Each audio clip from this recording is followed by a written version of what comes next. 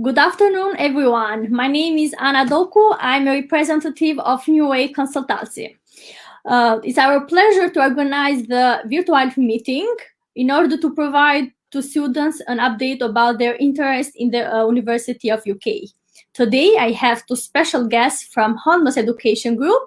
Firstly, I want to introduce Christopher Nagel, the Executive Director of Holmes Education Group, and the second guest is Alfred Henry, the Regional Manager for Africa. Hello, and thank you for your presence. Hello. hello. Yes. So let's start with a short presentation about yourself and the Holmes Education Group. The first, I wanted to listen to Christopher Nagel. So, hello everybody. I'm Christopher Nagel, talking to you from London. Great education company. It's been around for over 30 years. Holmes started back in Australia, in Melbourne, in the late 80s. And in the beginning, it was a small language school bringing international students from around the world to Australia. And now today it has grown into the largest, and it was the first private university in Australia.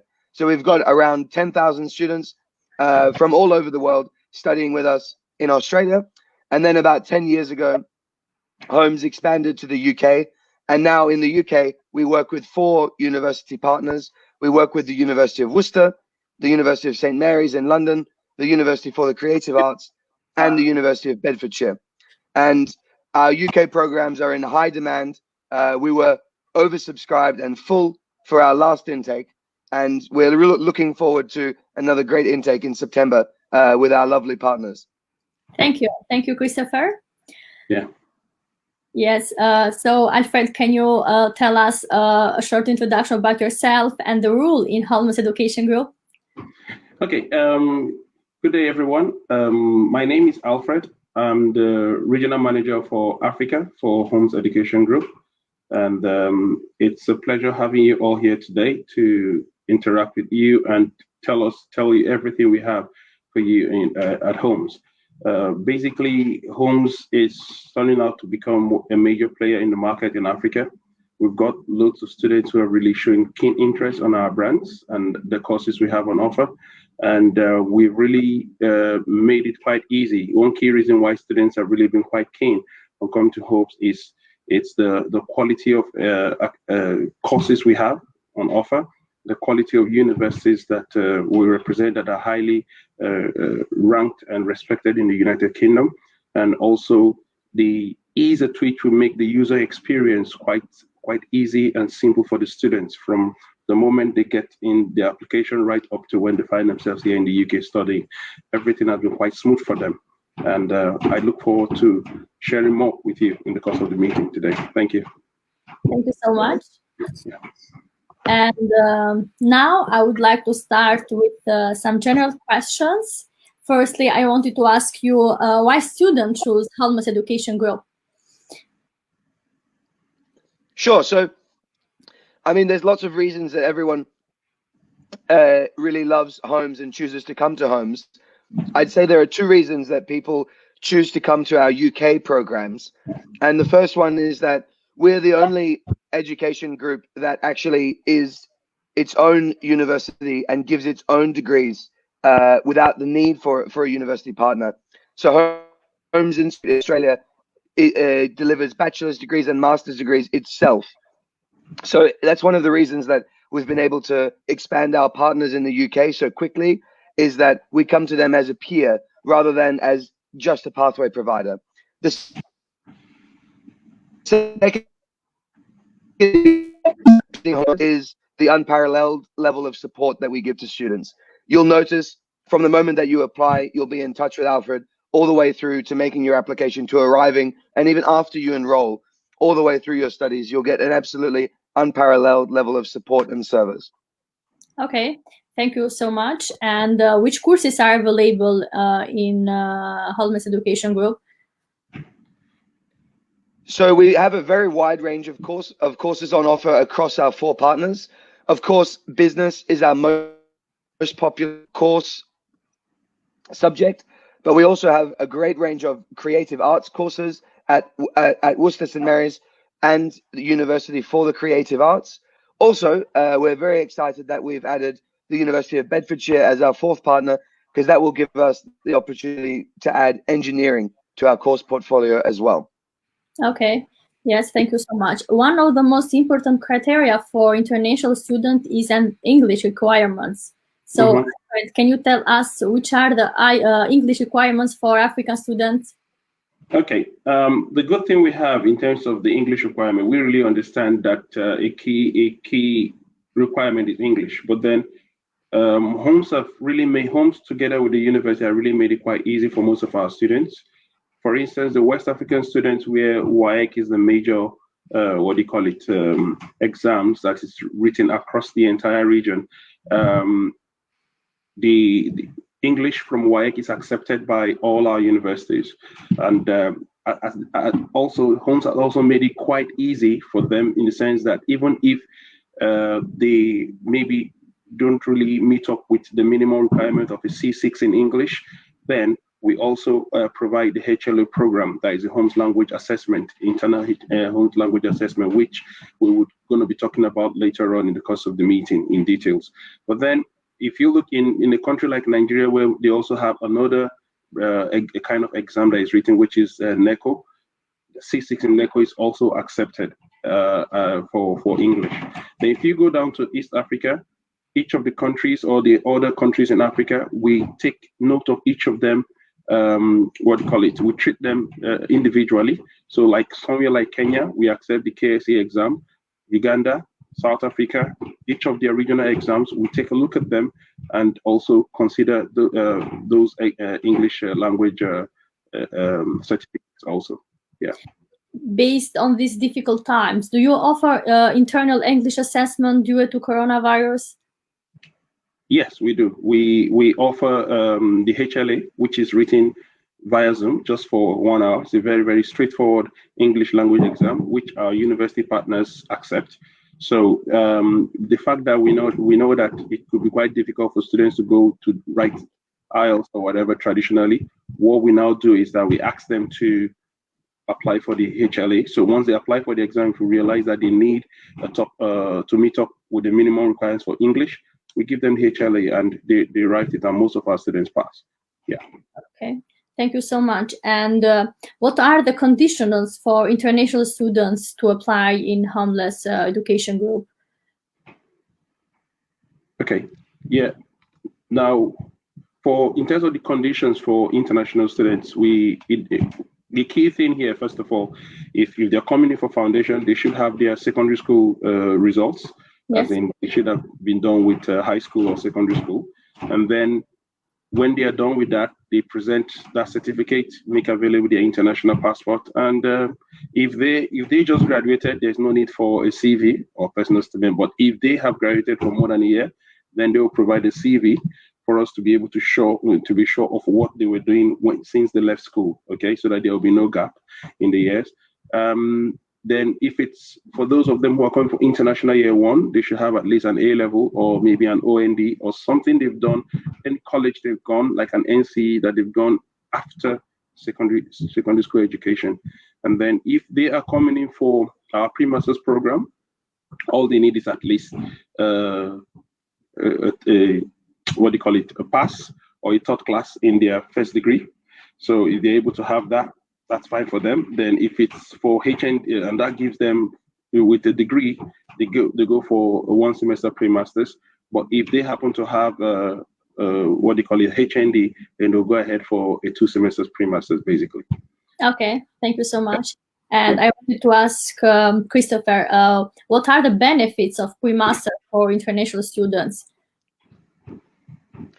So the main benefit of pre-masters is that it allows students who aren't currently eligible to study a master's to study a master's.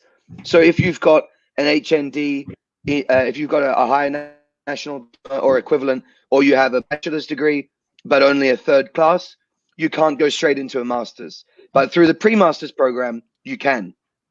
And another great benefit of our pre-master's program, especially at the University for the Creative Arts, is that we can take students who have a bachelor's degree in any subject, and they can come and do. So if you have a bachelor's degree in business, you can come and study a master's in animation with us through the pre-master's program.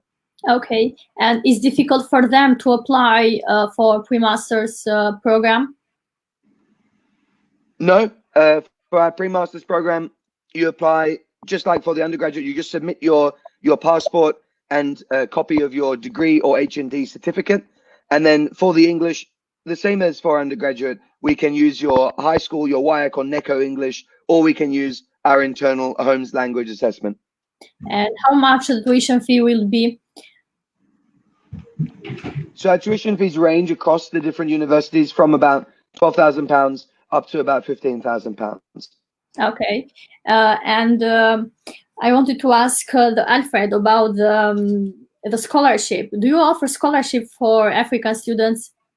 Yes, we do. In fact, we as an institution, as per Holmes, we offer scholarships, and a couple of our partner institutions as per the university also offer their own form of scholarships.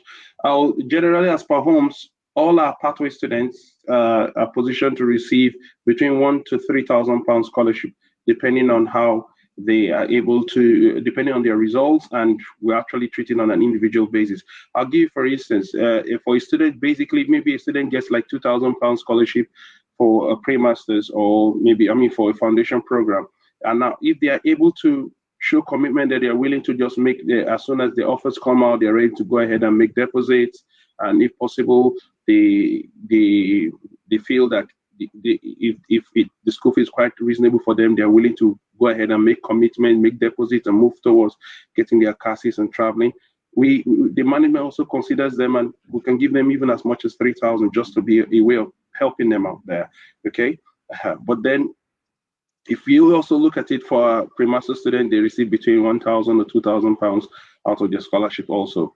But one unique thing about some of our partners is that, for instance, we have one of our partner universities, the University of Worcester.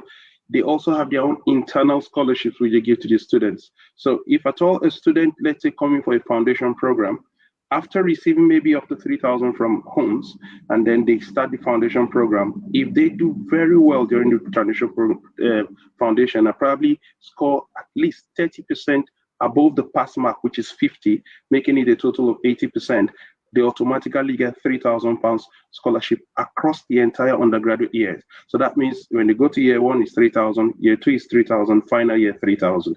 So someone coming into like Worcester then get it has the potential of getting up to £12,000 across the board from as per scholarship. Now, their result in their year one does not affect it. Once they get it in their foundation year, it goes across the entire years automatically.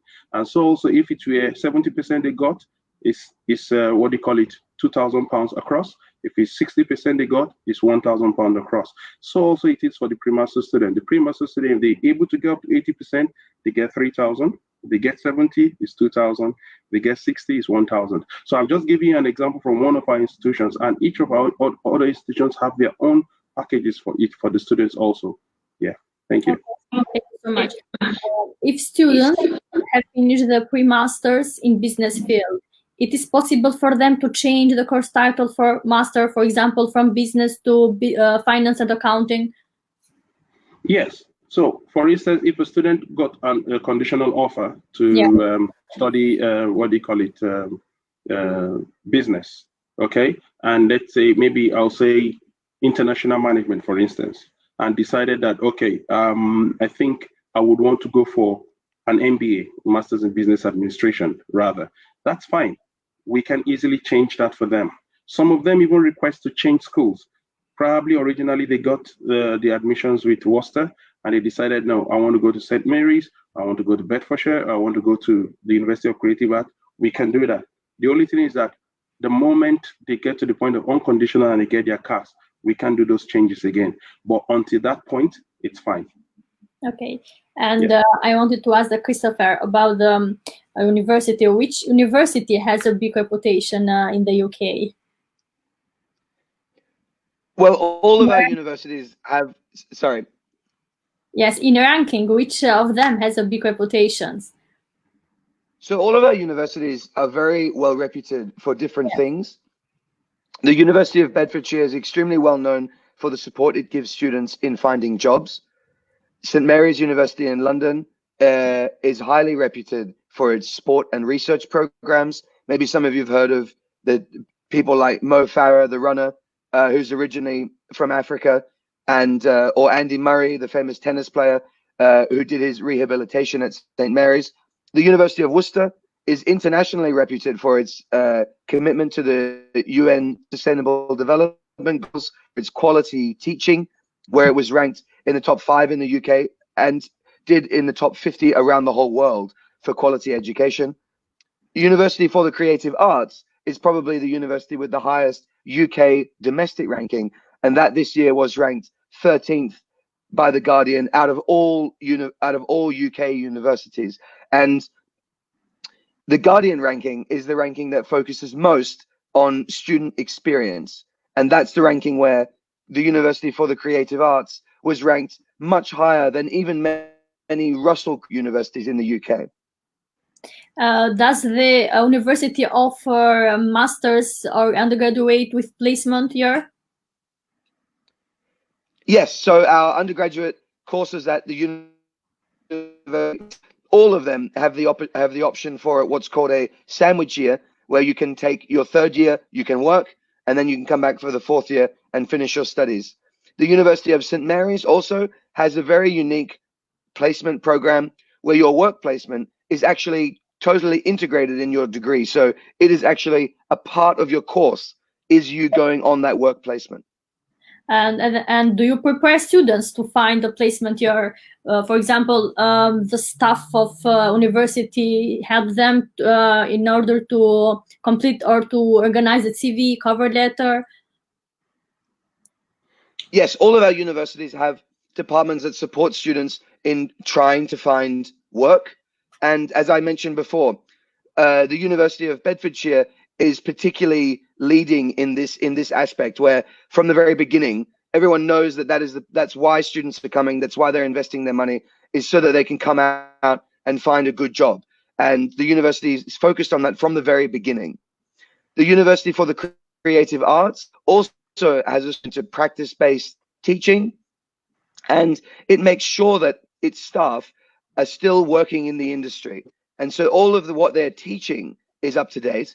And not only are students receiving up-to-date learning and knowledge, but they are able to tap into their teachers' network in the industry. So when they go and look for a job, they're in a particularly strong position because they have the up-to-date learning and knowledge, and they know people in the industry who are actually giving the jobs. Okay, thank you so much. As also, I wanted to ask about the accommodations. If African students choose to use the accommodation of university, how and when can apply for it? Okay. Usually, the application, when they put in the application form we give them for them to apply for their courses, it's written. It's part of what they are meant to. There's a question there to ask if they want to use the school accommodation. Now, if they've decided to use it or not, when they are having their interacting with the admissions team for the credibility interviews, they are also asked if they would like to use the what they call it, the accommodation. So because there are some that will say no, but later on in the course of the process, they tell you they want the accommodation. And then finally, before we even issue the unconditional offers, we also give them the opportunity for them to request for it. And then once they indicate interest, a form is sent to them for them to fill. And while they are paying the school fees, they are encouraged to make a deposit or a down payment for the accommodation. All right. Now, even if at the end of the day, because I had cases of students who in September, the early September entry or even the January entry, they couldn't, they originally didn't put in for accommodation, but when they resumed for enrollment, they were asking for accommodation. We still made available for them because we are committed to saying that it's actually a big decision to leave your home country, your culture, your family, and then find yourself coming all the way down here to the UK to study. In as much as we try as much as possible to make our campuses more like home, away from home, yet we make it a priority to help the students to be able to be among the first set of students to have accommodation. So our schools give them guarantees that all our new students coming in, whether it's a postgraduate as per pre-masters or for undergraduates as in foundation or international year one, they get accommodations. So they are given that priority. And for students who will start their studies in September 2020, when they will get the offer of accommodations? Okay, now, in fact, to add to what I said earlier about the accommodation, though each school is a bit different, but one of our schools like St. Mary's, their accommodation covers even up to feeding. For St. Mary's, you have two meals, as in your breakfast and dinner every day of the week, and the weekends brunch is added. So weekend they have 3 square meals. So that comes together with the accommodation fees. And yet it's relatively very, very affordable. I think starting from about £5,200 a year, which is about 140 something per week. Okay. Now, same, but for Worcester, that's fine too. Now, if you are applying for September and you put in indicate that you want accommodation, the moment you put that indication and you go ahead and make that payment when you're putting in your deposit for the school fees, automatically that person's accommodation is secured.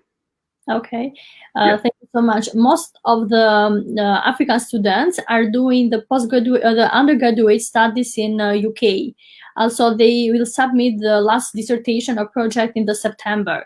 It is possible for them to start the master studies again in September? Yeah, they can. In fact, I have students from one of the universities in the Northwest who just rounded up, and we've already given them offers for their master's degree program. Okay, before they even we give them conditional offers for them. So by the time they now get their results, we make it unconditional and process their CAS for them. So it's the same thing across the board for everyone. If you are already a student studying here in the UK and you're looking towards proceeding further, good, especially maybe an undergraduate student going further for a master's degree program, it's a pretty straightforward thing. As long as they make available, fill the application forms, make available a few documents that they have, and then while you're waiting for the final result, we can give them conditional offers. And then as soon as their transcripts or their results are ready, or get any form of document to confirm that they concluded and these are their results from the school, we'll go ahead and give them their unconditional offers and they can go ahead for their CAS. Yeah. Also, I wanted to get information about the specific date. When does the registration start and finish in September? Do you have a specific date for students? Yeah. Alfred? Yeah.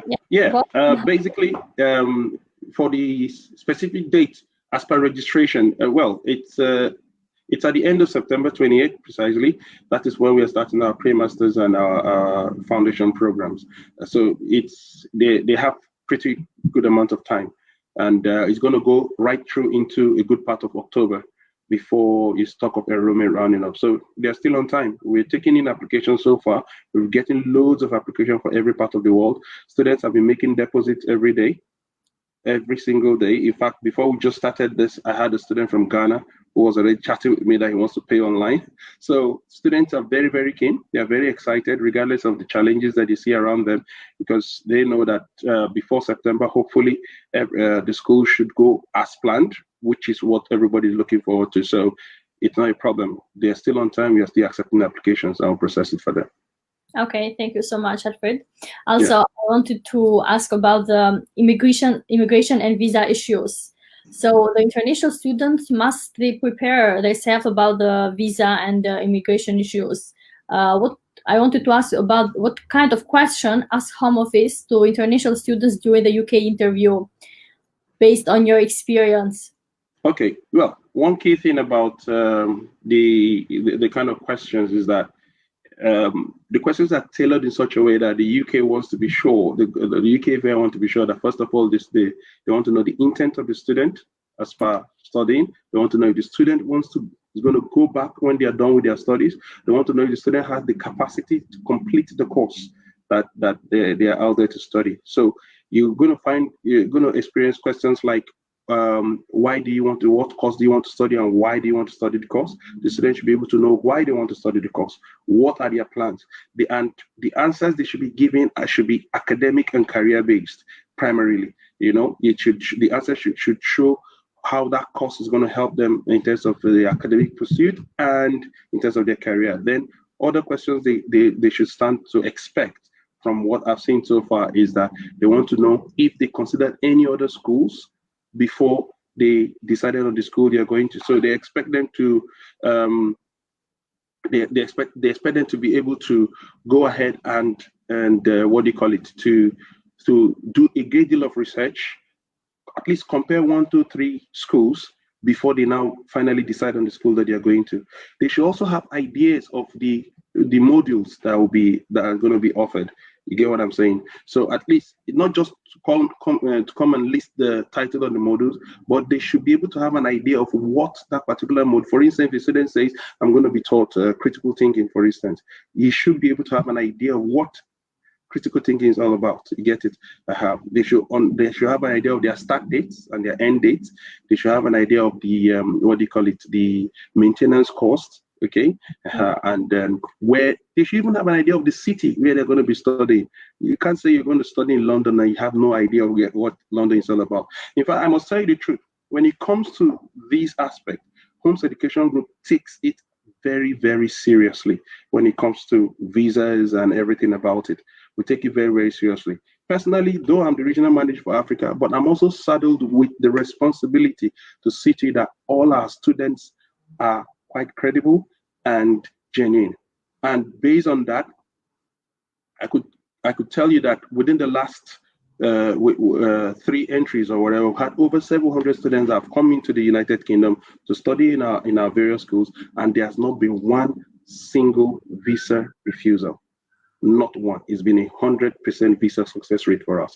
So that really speaks volumes as per the quality of attention we put towards making sure that our students are truly ready for their visa, they're truly genuine and credible, and they're ready for their interviews. So we give support in any way we can, and we also support our agents to see to that they recruit genuine and credible students also. Okay, thank you so much, Alfred. Also, I wanted to ask about the PhD program. Do you offer PhD program, Christopher, in your universities? Yeah, so all of our universities do offer PhD programs, and if students have a particular proposal or an area of research that they are interested in, and they would like to do that in the UK at a research level, then we are very happy to help them to present their proposal to the university, to help them find an appropriate supervisor. A lot of our universities have great supervisors who are specialized in different areas. In particular, some of the engineering research going on at Bedfordshire, and of course, the University for the Creative Arts is a very specialized institution as well. There are quite a few Africans currently doing PhDs at the University of Worcester, and there are a few who have graduated recently also. And of course, a UK PhD is one of the highest qualifications and most respected qualifications that you could ever achieve. So that's definitely something that we encourage for students and something we're happy to support them in. And what are the criteria for students to start a PhD program? So for a PhD, of course, your research proposal is the most important thing. That's what you'll be judged on. It'll be the quality and the originality of your proposal is what will determine whether or not a supervisor is going to be interested in taking it forward and helping you with that research project. And what are the steps of the application process for PhD program? Okay. So you go ahead, Alfred. Yeah. Okay. Yeah. Thank you, Christopher. So basically, the students expected to, like Christopher rightly said, have your proposal, then bring in with the proposal, bring in all their documents. Okay. Fill the application form. Now, before now, if they send it to us and we push it straight to the school because we work directly with the research school. And I think sometime in the nearest future, from next week or so, our partners can be able to even upload the applications direct into our portal for it to be processed directly with the admissions team. So it's pretty straightforward. It's not an issue at all. Once that is done, the research school gets in touch with the tutors and any possible supervisor that is interested, and then they get back. If there's anyone that's interested, they get back to us pretty quickly, and we inform the student. Then an interview is arranged. If the tutor wants further information from the student, he requests it and start communicating even directly with the student. And as soon as the student is ready, they arrange for an interview. They have the interview, and an offer is made, if at all they are willing to do that. So it's a pretty straightforward process. However, like for PhD is not like master's degree that and the admissions team or tutor just decide instantly. For PhD, it takes a little bit of process. So every student coming in for PhD has to apply on time. So you can't wait till your PhD starting in September. You cannot wait till August to apply, because of the time frame. So they have to start talking of applications all the way from the month of, say, May. At about this time, the proposal should be in, so that give or take before July, the entire process is done and dusted, and they could be talking of applying for their visas if they are taken. Okay, thank you so much. Yeah, and what is your suggestions for students who start in September 2020 due to coronavirus? So my suggestions are that our plan with all of our university partners is that we are going ahead with a regular face-to-face intake in September. And that's our plan going forward. So my suggestion is for students to plan for the same, to make sure that you're ready to go through the procedure and not to delay anything, because as soon as the lockdown comes out in London, we're already beginning to come out of lockdown. We'll be going back to the office next week. I'm at home today. Everything is starting to open up and get better. We're going in the right direction. So don't be caught resting, and don't be caught not being ready, because everything is getting ready to go again, and we're excited for our September intake. So I think everyone should be excited just like us, and make sure that they're ready to start going through the process today. Yeah, if I should add to what Christopher just said also, the UK is one of the only countries that didn't actually close our borders. People have been coming from different parts of the world into the UK throughout this period of the coronavirus.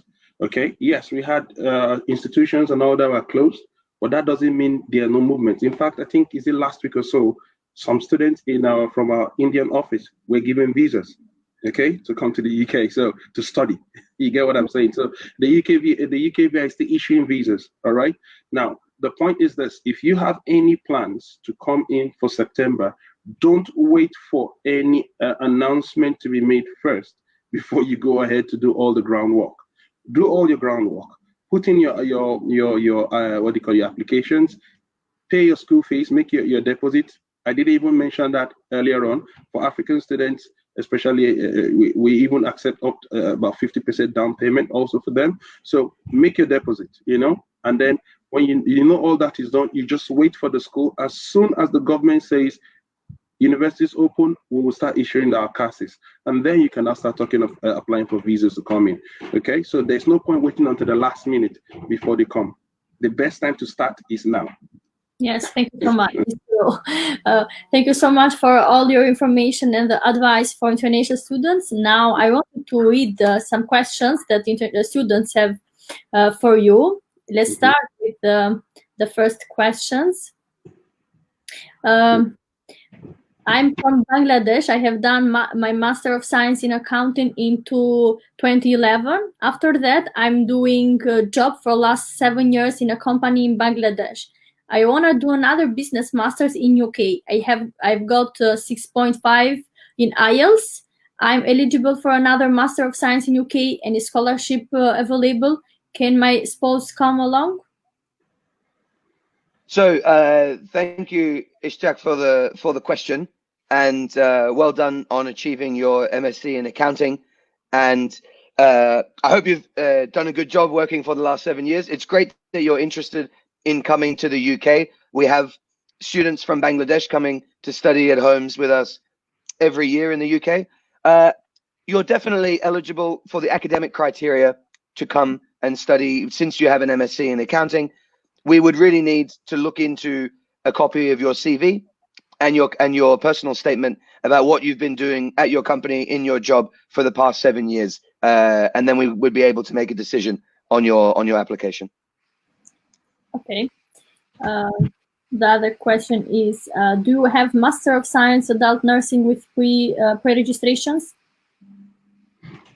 We have Master of Science in Adult Nursing at the University of Worcester. So all the student needs to do is to fill a form, put in an application, and then we'll go ahead and check if he's qualified. Once he's qualified, he'll be taken. In fact, I think yesterday, a Nigerian student just got an offer for undergraduate nursing, adult nursing at the University of Worcester. She was just given her offer letter. So basically, he should put in an application. Okay. Yeah. Thank you so much. The other question is, do you accept second masters within UK? Yes, we do. The other thing is that we have to be sure that the master's degree, there's going to be progression, because that is one key thing we watch. But last year, we had students who studied law and came in for MBA. We had students who studied, microbiology, say master's degree in biomedical sciences, and probably they wanted to run businesses and they came in for MBA. Some came in for public health. So it's on a case-by-case basis, and the school we take students for second masters, students who are already here in the UK or they've studied here and they've gone back and they want to come for a second masters. We accept them, but then it's on a case-by-case basis. We're going to check the progression. If there's a clear progression with the second masters for their career, why not? We'll take them. So the rule for second master is that they can apply for different courses that have done before? Yeah, the idea is that it depends. They could apply for a different course or a similar course, but the key thing is the key word there is progression. Okay. You get it? I'll give you an instance. Somebody that studied accounting now wants and has been working for like 2 years or 3 years, and probably wants to see himself going into management position. You get what I'm saying? Now, an MBA would help. Okay. So everybody that sees that will see that as progression. You get what I'm saying? He will not be denied that opportunity. So having a second master's, it doesn't coming in, even though having a second master's, as long as he's saying that he's going to help that person's career and there's a clear career progression or academic progression there, the person will be accepted. But what we wouldn't want is like someone who studied maybe studied like social work, and then all of a sudden wants to come and study human resource management. You don't really see any link or whatever there.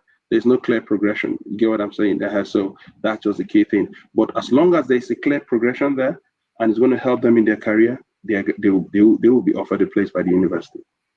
Okay, thank you so much. The other question is, I would like to know when you are going to add the direct master programs to the Holmes application portal, so we can see the schools and the courses. Yeah, so that's being added within the next week. Thank you very much for that question. A very specific question, Uthman. And yes, I'm making a commitment to you that it will be added within 7 days.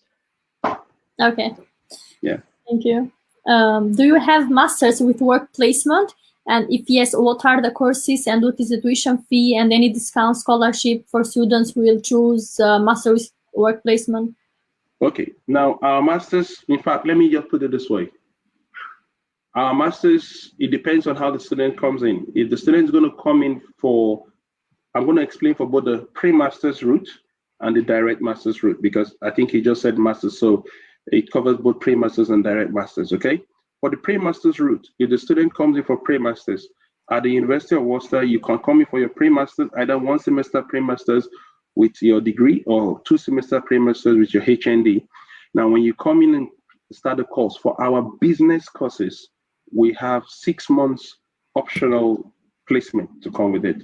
So if the student wants to take up the 6 months placement, that's fine. So that means you can come in for pre-masters 1 semester, after that do your 12 months masters, and then proceed to have a 6 months internship before they even talk of going in for the 2 years post-study, which the government has made available for all graduates from the UK universities, okay? So that's it for the pre-master's route. For the University of Worcester, we do that. Now, for St. Mary's, Our pre-masters for St. Mary's, the placement is unique in the sense that when the student comes in for maybe a course in international business management, St. Mary's has a unique approach to it. They don't extend the time in terms of adding extra months for internship. No, the internships are integrated during the study period. So if it's a 12 months program, they're also going to enjoy their internship within that 12 months. So for instance, they could be going for their St. Mary's is definitely going to assist them to get a placement that suits what they want. So when they go for that, they could maybe on a Monday they could go for their placements, and then Tuesday, Wednesday, Thursday they go to school. So that will also give them an opportunity to be able to put to practice what they're learning from their classroom, and then whatever they experience in classroom, they take it back. I mean, whatever they experience in their work placement, they bring it back to classroom and discuss with their tutors. You get what I mean? So that's the approach St. Mary's uses. So for a student who wants something done quickly and sorted, they can enjoy that. Now, I've talked to you about the scholarships already that's available for our pre-master students, and also whether both from Holmes or from from the international college or from the university. But then let's talk about the direct students, for those going to direct to the University of Worcester. Now, for our direct students going to Worcester, their results determine the scholarship they get. So if they graduate with a 2.2, they get automatically £2,000 scholarship off the school fees. Then if they had 2.1 and upwards, they get £3,000 scholarship from the school fees. And if they decide to say, okay, I'm coming for an MBA, the school fees for MBA for September is 13,700, and I graduated with the 2.1, so that means the school fees is reduced to 10,700. And I say, okay, I want to pay everything at once. Okay, fine. If you pay everything at once, you get a further £500 discount from it. Now, our other sister university, which is the University of Creative Arts, we also send direct students there. Now, they have their own, they also have a way of, form of discount. If the student happens to be an alumni or whatever, they have their own discount. If the student happens to be, to pay the school fees at once before the specific time, there's also going to be a discount available for them for doing that. And that's it. That also applies for St. Mary's. Yeah. Okay. Thank you so much. Thank you for your time and all the questions today. I really appreciate you, because today is a weekend and everyone wants to enjoy Wendy. Yeah. Thank you, Christopher. Thank you, Alfred. No, we want to be here. We want to be here talking to students. We want to be here talking to students. That's what I want to do. Exactly. And one more thing before we leave, I would like to stress on the fact that, I don't know, a lot of the UK right now is practically, I would say, one of the number one destination for African students and even students from everywhere. Okay, apart from the fact that our universities certificates are highly ranked and valued around the world, another advantage you get now is that the two-year post-study work experience is back again. So every student that comes to study a program that is at least a degree program or a master's program for at least 12 months, automatically will get the 2 years post-study as far as they finish the program. Okay, so we encourage them to come and take advantage of this, because 2 years having a UK work experience is a very, very big boost to their career. It's good opportunity for them.